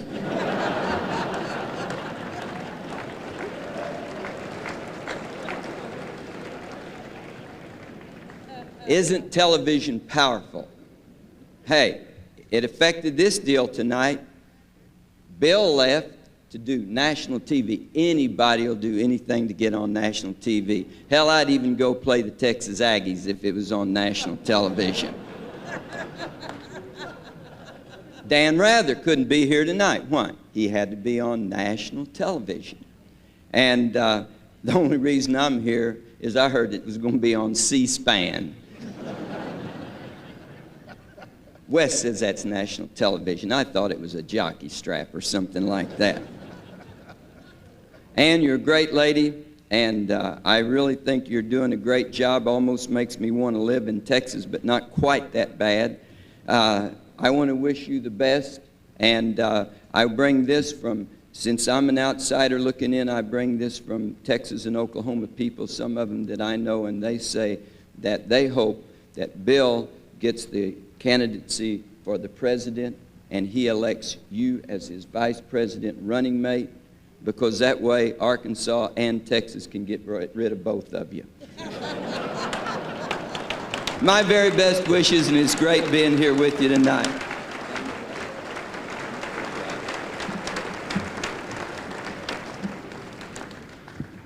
Thank you, Billy. That was good. I don't believe I've ever heard you better, and that's a damn shame.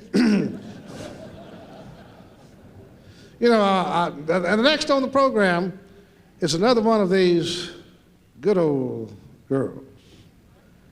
And I'll tell you what, I'm still a little steamed about that ladies' underwear bit. You know, I really, let's just think about that. You know what they teach them? That's right, when they go out now, what do these good old girls teach their good old boy sons about their underwear? Think about it. What do they teach you, boys? What do they teach you? They teach you about your underwear, your mamas and things. They tell you about your underwear that you wear it a week. Then you turn it wrong side out and get another week out of it. That's just discrimination we have on this thing. We got another one. Well, the good old girl we've got coming up now is the chairman. Not chairman, chairperson of the Railroad Commission. And I tell you what, her ability and sincerity have never been questioned or even mentioned that I know of. I'm saying, but no. Now, she's here tonight. I probably shouldn't say this, but she's here tonight in spite of recent plastic surgery. I'm glad you're here. Her husband just cut up all her credit cards. Now, this side's getting slower over here on this thing right now. Cut up all her credit cards. He said, yeah, that was enough when he found out she was chosen to be in the MasterCard Hall of Fame. Ladies and gentlemen, I understand that she's also a very good hunter, and she enjoys all sorts of things. Ladies and gentlemen, Chairman of the Railroad Commission, Lena Guerrero. Lena?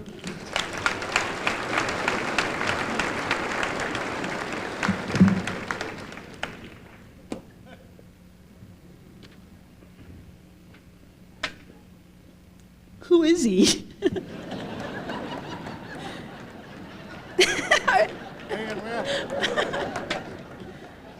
Muy buenas noches, damas y caballeros.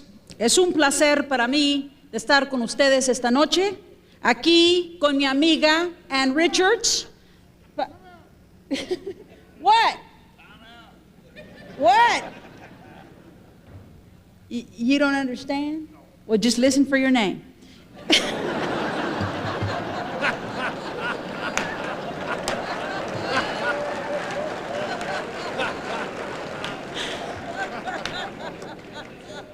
You know, if you think Ann Richards speaks funny in Texan, you ought to hear her in Mexican. Have you ever heard her? She sounds like that lady on the Berlitz tapes. Como está usted? Except with an accent, of course. Y'all might have heard about that roast in Washington that Ann and I did last year. Well, Governor, I don't know about you. I'm sure glad to be doing one of these damn things in Texas, where roasts are roasts, men are men, and women are in charge. Well,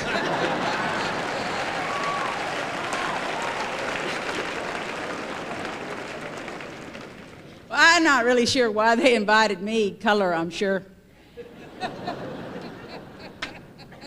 And I hope she doesn't stop talking to me after tonight, but I hope to God this damn newspaper endorses me in November. That's what I came.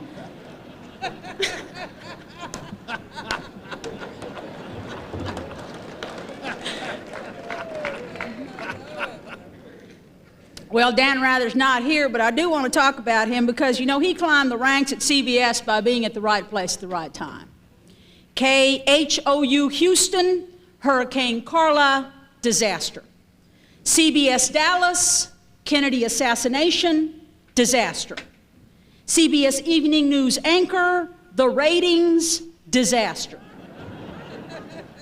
Now, let me tell you, these are really hard economic times. Seems like every Texan is worried about losing their job to a hardworking, extremely motivated, low-wage, high school dropout who's an illegal alien.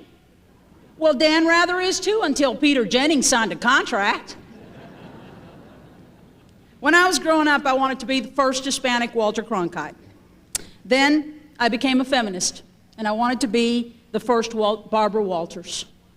Then they made Dan Rather anchor, and I went into politics. Because who the hell wants to be the first Hispanic mugging victim?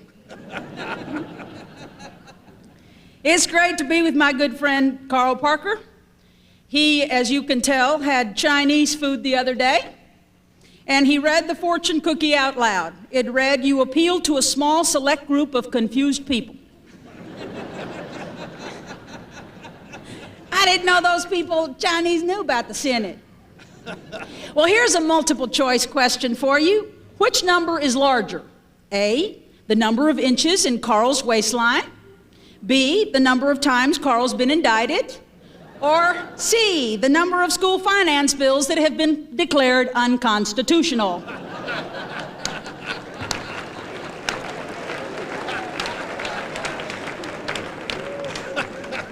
Truth is, Carl's got a better record than Billy Tubbs and Bum Phillips put together. In fact, he's a perfect 2-0. Of course, that's as a defendant.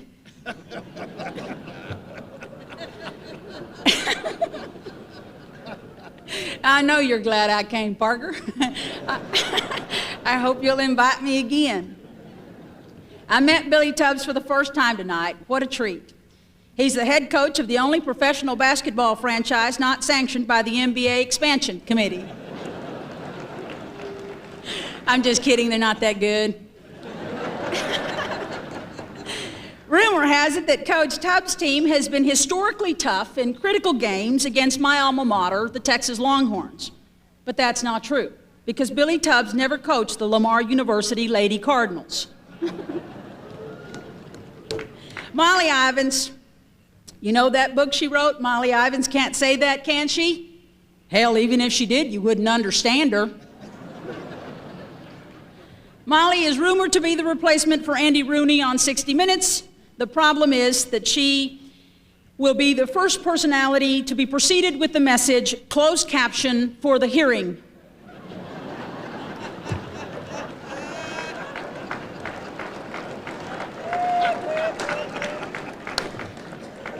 Now, Molly is a contemporary of Bill Clinton's, and there are just 3 differences between them. 1, gender. 2, Bill's from humble stock, and Molly's rich father owned humble stock. And 3, while both admit to experimenting with marijuana, it's obvious Molly inhaled.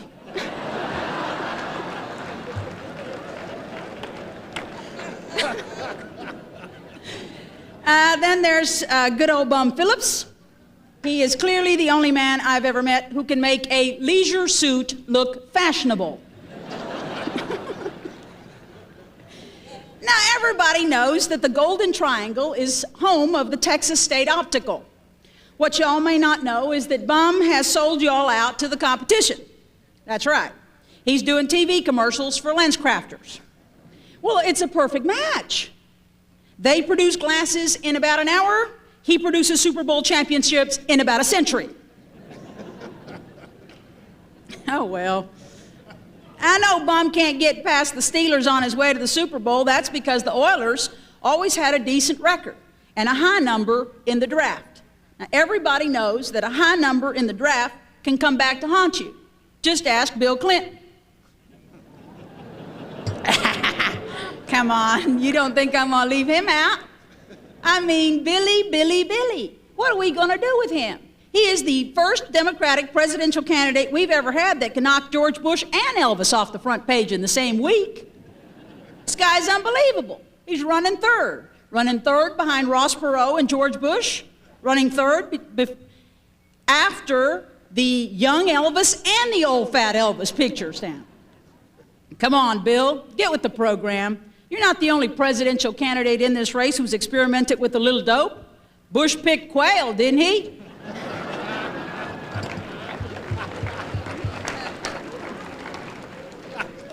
Well, despite what you might think or had hoped for, I did not come here tonight to roast Ann Richards. She appointed me to the Railroad Commission 15 months ago, and I'm sure as hell not going to give her a reason to take it back. Nope, I came here tonight to thank her for two things, really, Governor. First, for giving me the only paying job I've ever had. I used to serve in the legislature. And second, for inviting me to the dinner she hosted last year when Queen Elizabeth was in Austin.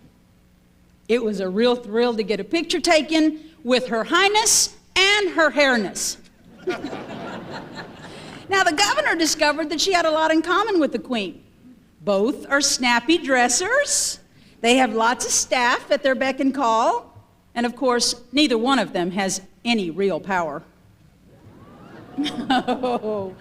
Oh, it's true. I told you she's going to take this back. Now, I've roasted Ann Richards a bunch of times. And I've got a lot of old jokes. You've probably heard some of them. You know the difference between Ann Richards and God, don't you? Well, God doesn't think she's Ann Richards. Think about it.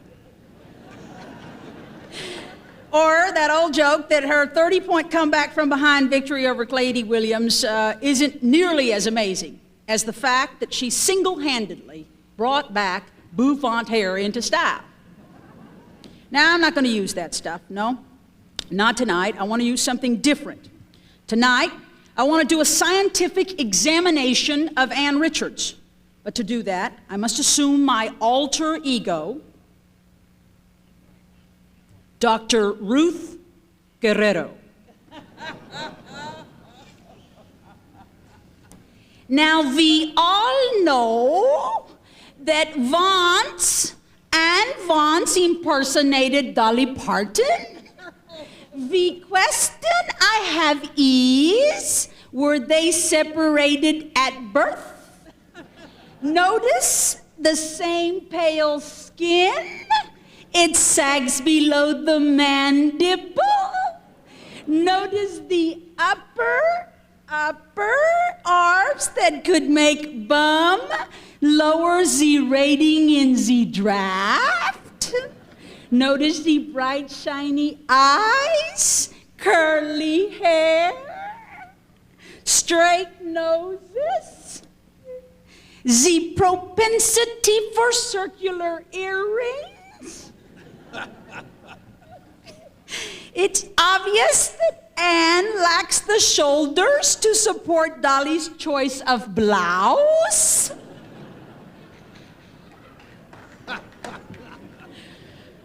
Hell, what the hell? I'm the first person that's ever been appointed to the Railroad Commission that some trucker asked what my bra size was. I wanted to answer twice the size of your IQ, but I wasn't ready to concede I was that small.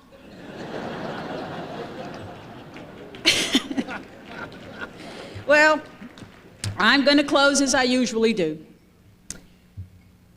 It's a story about when Ann was growing up as a young girl. She confided in a friend. She told her friend that she wanted to grow up to have the power of Queen Elizabeth I, the intelligence of Madame Curie, the eloquence of Eleanor Roosevelt, and the courage of Amelia Earhart. Poor Ann. She can't help it. She ended up with the wrinkles of Lloyd Benson, the patience of Lyndon Johnson, the wealth of John Connolly, and the reputation of Sue Ellen Ewing. Thank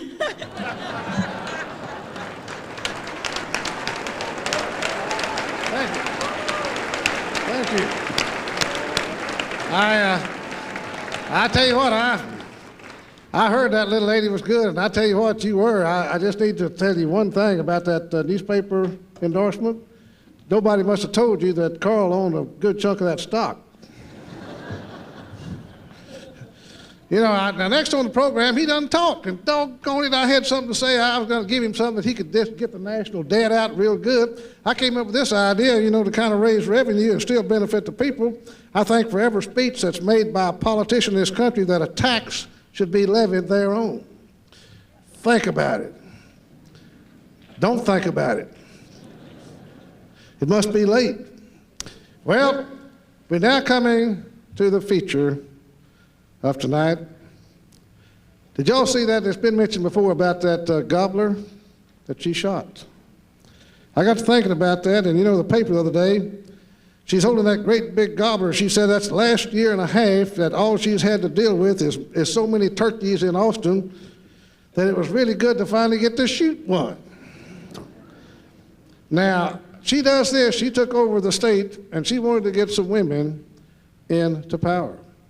And what she did to all the state agencies, she wrote each of the heads this.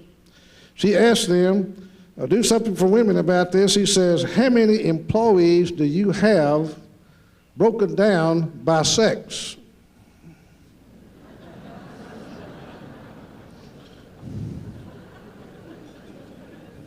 Y'all ahead of me on that one, aren't you? Yeah, a bunch of them wrote back and says, Governor, liquor's a whole lot bigger problem with us. She asked a lot of them, said, how many employees work here? Said, about half of them. She straightened that out. Asked one employee, said, how long you worked here? Said, well, ever since they threatened to fire me. Let's just put this. She has done an awful lot for the state of Texas, and ladies and gentlemen, we are happy to have her. Golda Meir, quote, on Women in Politics said, whether women are better than men, I cannot say, but I can say that they are certainly not worse. Margaret Thatcher said, in politics, if you want something said, ask a man. If you want something done, ask a woman. This lady is quite a talker, as you know, and she says plenty. But most important of all, she's a doer, too. Ladies and gentlemen, the Governor of Texas, Ann Richards.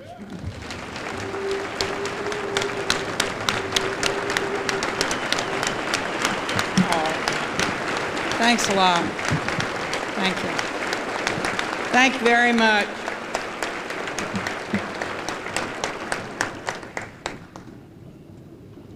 Thank you very much. So many of you on the program tonight, I'm really grateful for your being willing to come and help raise money for whatever it is we've been raising money for all these years.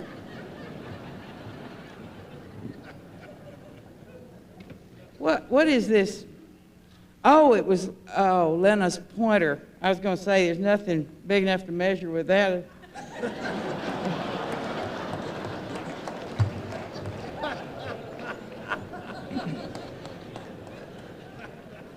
Anyway, I'm really pleased that so many important people were willing to come tonight. And Bob, I'm really sorry that none of the people I wanted to be here could come.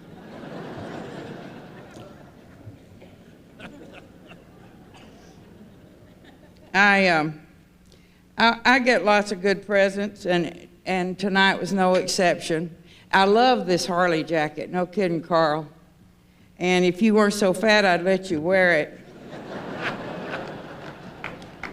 Anyway, when I got here tonight, this wonderful gift was up here at the head table from the Veseys, who are Port Arthur teachers, and it says, to Governor Ann Richards, man who says it cannot be done should not interrupt woman who is doing it.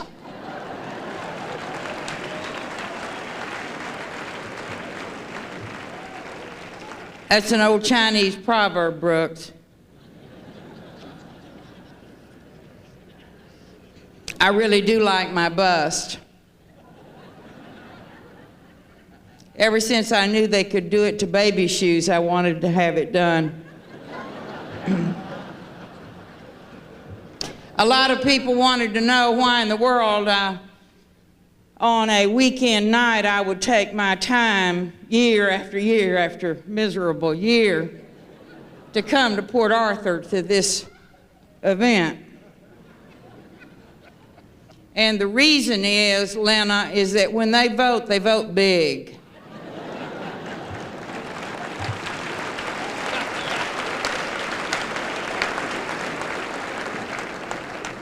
And I owe it to Port Arthur to be here. In fact, I've appointed so many people from Beaumont and Port Arthur and Orange and Vidor and every other place you could think of where I got a big vote last time, that we can't get any more pins in the map, you know, that shows appointments from that area. So for all the rest of you that have been whining at my door, you're going to have to wait a while. With all deference to my friend Carl Parker, when you work with the legislature day in and day out, you begin thinking there's not much you can teach anyone about long-winded speakers. But then, of course, the judge showed up. He is like a West Texas tornado, and all of you've had experience with that. It's a vacuum surrounded by hot air. A while ago, I heard Bum Phillips lean over to Billy Tubbs and say, "My God, these people are like a football team with 4 footballs and no quarterback." Molly, Molly, Molly, Molly. The Goodwill fashion statement.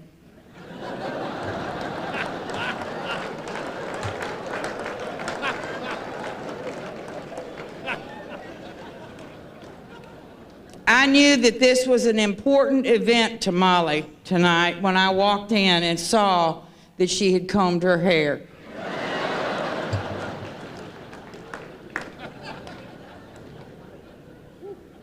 Of course, Lena Guerrero is like a daughter to me. Disrespectful, overeager to be independent, and always asking for money. And Bill Clinton, what can I say that hasn't already been said? I've been wondering, though, what the going rate is for a story in the National Enquirer. I'm willing to lie.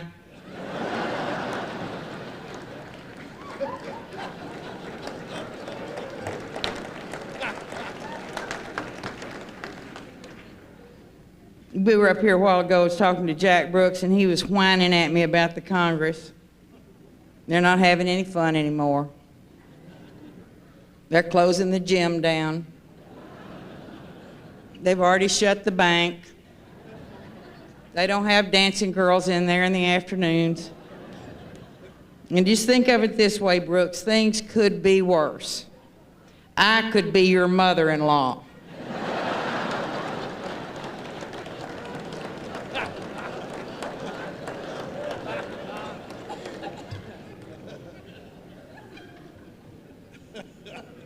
That'll make you wake up in the middle of the night.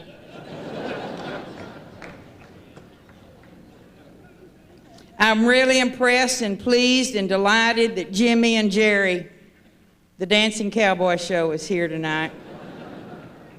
I've already talked to them earlier, and they have given me the same old bull they gave me last year. This is going to be a better season.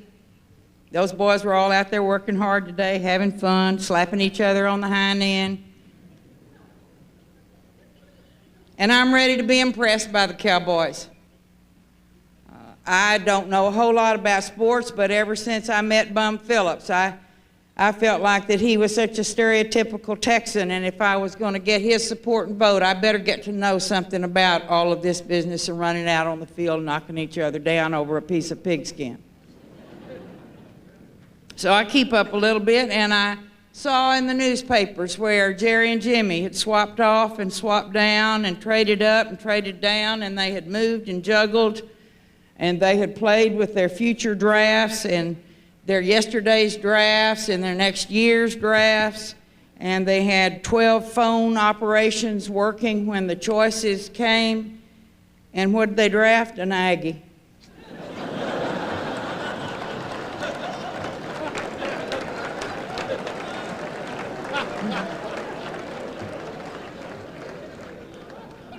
And I don't mean anything disrespectful, Slocum. I'm sure that it's a great thing. I see my friend Walter Humphreys here. Now, we have a lot of representatives, or we did have, from the press, and a lot of them are national people, and they don't know who Walter is. And so for their information, Walter Humphrey is the certified, bona fide chicken fried holder of the title of fourth richest trial lawyer in the United States. Walter is an honest-to-God Horatio Alger story, from an insurance adjuster to a trial lawyer. Just one step from the curb to the gutter.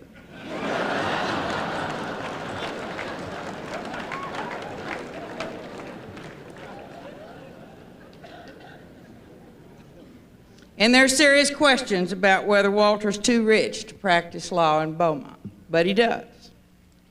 And like I told these people last year, the truth is that Walter is just another down-home country boy who cannot stop making money no matter how hard he tries. He's like Ross Perot, just an innocent in a sinful world. But the difference between Walter and Perot is that if Walter had had any dealings with Iran, he would have come away owning it. But the whole purpose of talking about Walter is the text of my speech this evening. Walter and I went turkey hunting last week. And if I didn't know better, I would say that he just asked me there so that I'd have a good story for this roast. He knows that there's nothing I like better than educating others about a woman's point of view on the life of men, particularly men in what they think is their natural element. The great outdoors, the football field, the basketball court, the campfire, the rapture of the male of the species at home, where the wild things are. It's a picture that I've conjured up 1,000 times and have to do it again tonight for you to get the setting. It's the deep blue of the Texas night sky, just a hint of starlight, and the UT orange glow of the campfire, and around it are the manly forms of the good old boys, doing what real he-men do, drinking beer and staring at nothing in particular.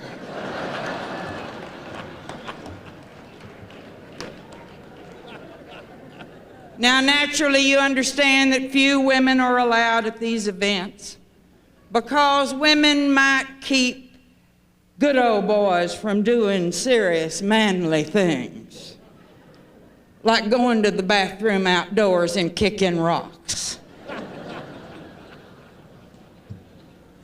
But since I have been elevated to a manly job, Walter has taken me under his wing, so to speak. And he decided to show me the truth of the man's world and the hunt for the great plumed gobbler. You always hear that truth is stranger than fiction. And in the case of turkey hunting, truth is funnier than anything you could make up. Now, these guys may tell you that it is communing with nature, but what it usually amounts to is getting up so early that there is no oxygen, so that you can go out into the wilderness or the jungle and wait for something to walk by or fly over that you can shoot, which is a lot like what I do every day.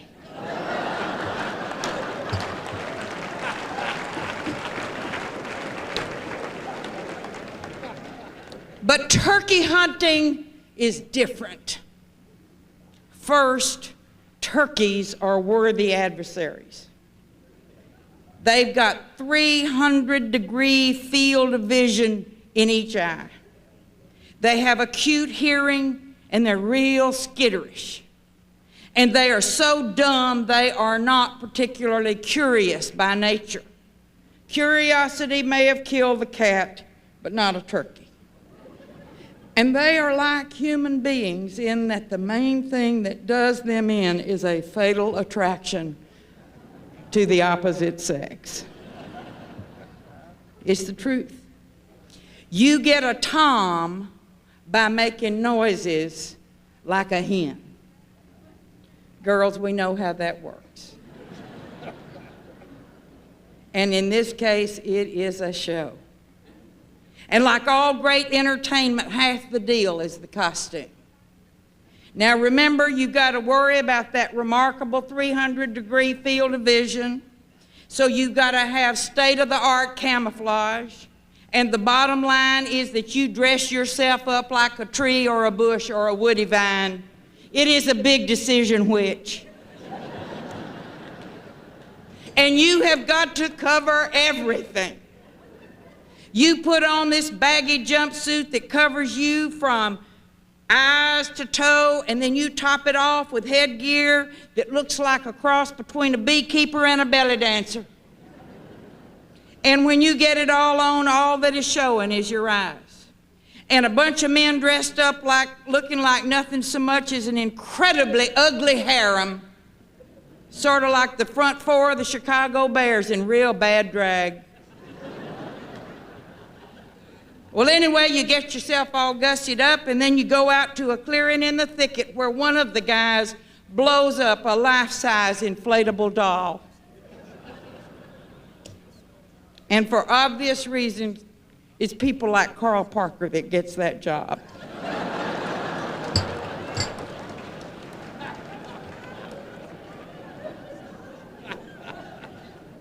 And then you hunker down under a tree and you turn to the most important person there, and that is the caller. A good caller is the secret to turkey hunting success, because it is his job to capitalize on that tom turkey's remarkable sense of acute hearing and to lure him with the siren song of a plump little hen that is ready to be basted, if you get my drift. Now, he's got this little wooden box. It's a sort of a toy that he uses to make sounds like a female turkey.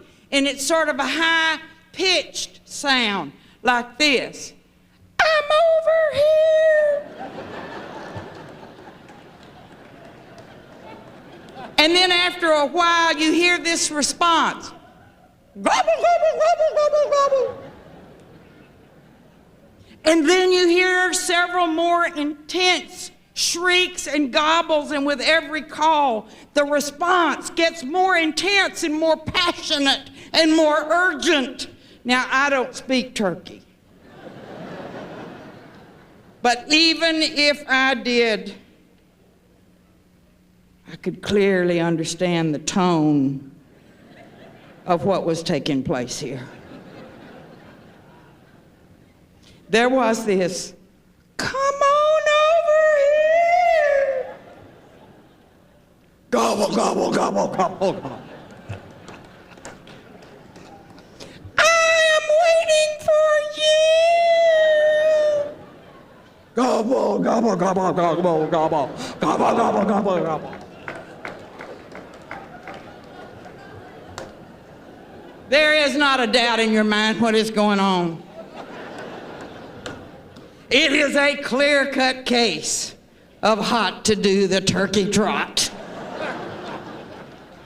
And sure enough, in a little while, here comes a couple of toms with everything they've got standing on end. And they are dancing around that rubber hen with such a purpose that at this point you know that camouflage is about as necessary as a screen door on a submarine.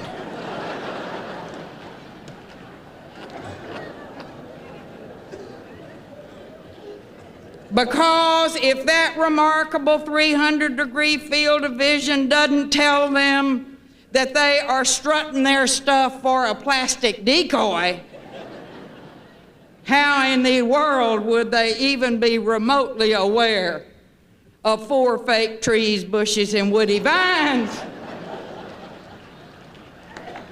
that are packing a lot more heat than they are?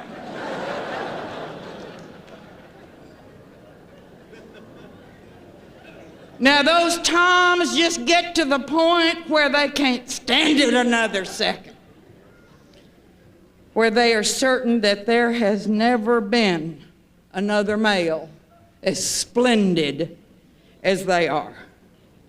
And then they literally lose their heads. They never knew what hit them. And that's why I've never understood these people who are anti-hunting. Because these turkeys die happier than they ever would of natural causes.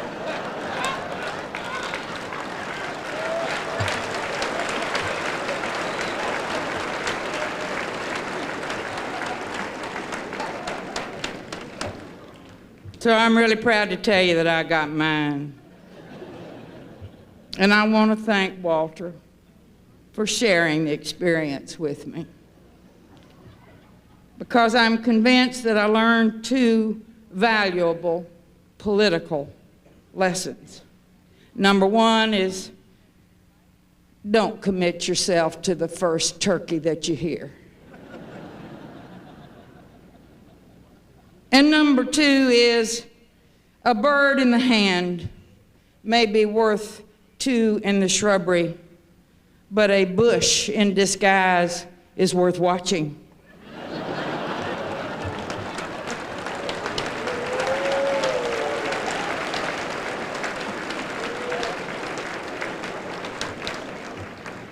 And so this experience in being a part of these roasts forever has been a broadening experience for me. I've met a lot of people down here that indeed I can call best friends. It's like coming home when I come to Beaumont and Port Arthur. I make jokes of it, but in truth, you know that I appointed a lot of people from this area to help run government.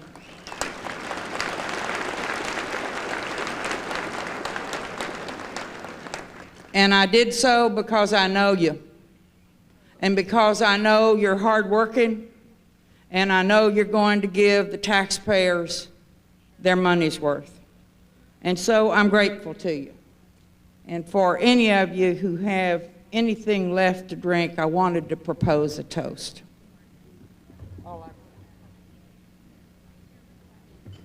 In the words of that great political sage, Johnny Carson, I want to propose that may you be as rich as a Republican and enjoy the sex life of a Democrat. God bless you all.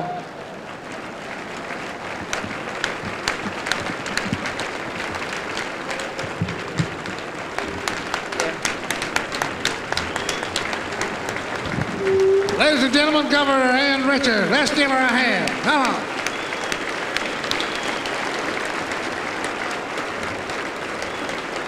I'm telling you right now, it is a delight to have a governor like that. Really. You are a dream, really. And don't run away from out there, because Bob West now has a important announcement. So y'all sit down just one moment. And let me just have you leave with this thought. This one thing. Please notice that the word American ends with I can. Let's leave with that thought tonight, because I can and you can, which means we can. Ladies and gentlemen, Bob West.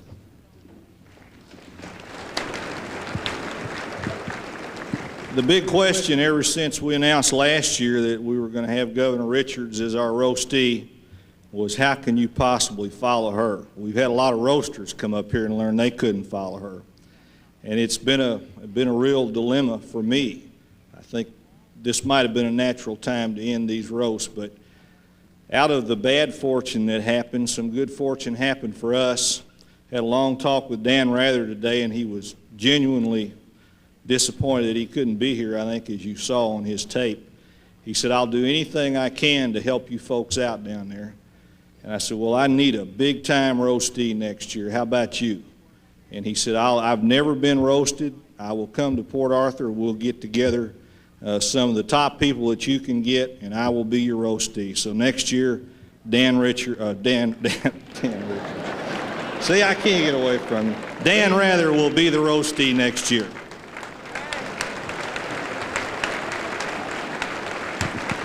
Good night to you all.